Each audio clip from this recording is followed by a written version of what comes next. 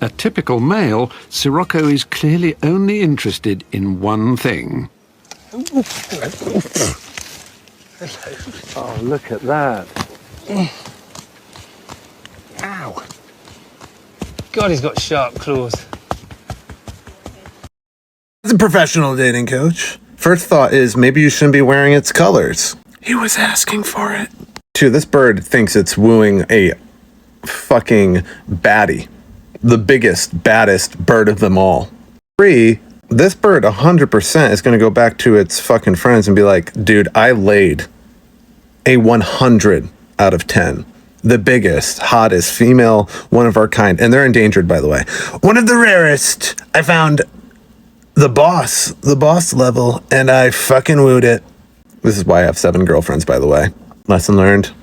Also, can we talk about how happy this motherfucker looks? He is just like, wow, I'm the best.